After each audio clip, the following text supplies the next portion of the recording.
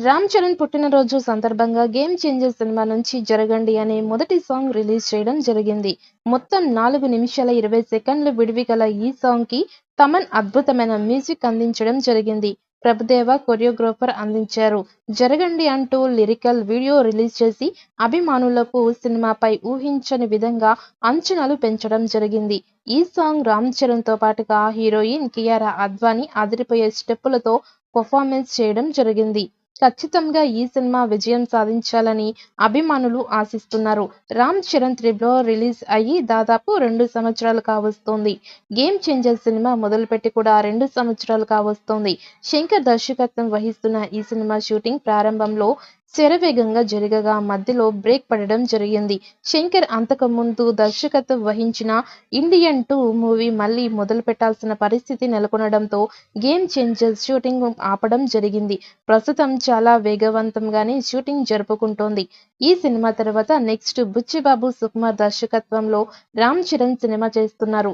బుచ్చిబాబు సినిమాకి సంబంధించి పూజా కార్యక్రమాలు ఆల్రెడీ స్టార్ట్ అయిపోయాయి. ఇక త్వరలోనే రెగ్యులర్ షూటింగ్ జరగనుంది. ఇక ప్రస్తుతం Ram Charan 'game changer' finishing పనిలో ఫుల్ బిజీగా ఉన్నారు.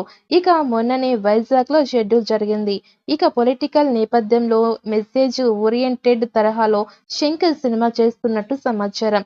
ఈ క్రమంలోనే నేడు రామ్ చరణ్ జన్మదినోత్సవం సందర్భంగా 'గేమ్ చేంజర్' నుంచి 'జరగండి' అంటూ వచ్చిన సాంగ్ సోషల్ మీడియాలో విపరీతమైన వైరల్ అవుతోంది. 'జరగండి' అనే పాటను అనంత శ్రీరామ్ రాయగా తమన్ స్వరపరిచారు.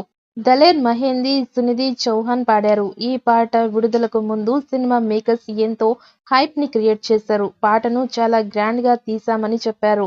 కోట్లల్లో డబ్బు ఖర్చు పెట్టామని ఘనంగా చెప్పారు. గత ఏడాది దసరా పండగప్పుడే ఈ పాట విడుదల చేస్తామని సోషల్ మీడియాలో డిజిటల్ పోస్టర్‌ను కూడా సినిమా మేకర్స్ పోస్ట్ చేశారు.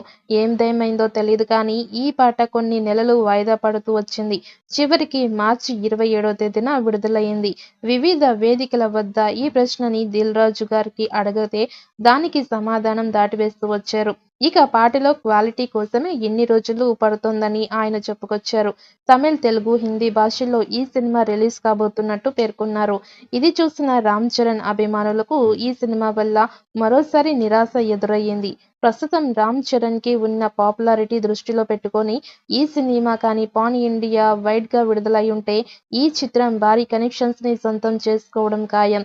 అలా కాకుండా ఇలా కేవలం 3 భాషల్లోనే విడుదలైతే కలెక్షన్స్ పరంగా సినిమాపై ప్రభావం పడొచ్చని రామ్ చరణ్ అభిమానులు అభిప్రాయపడుతున్నారు.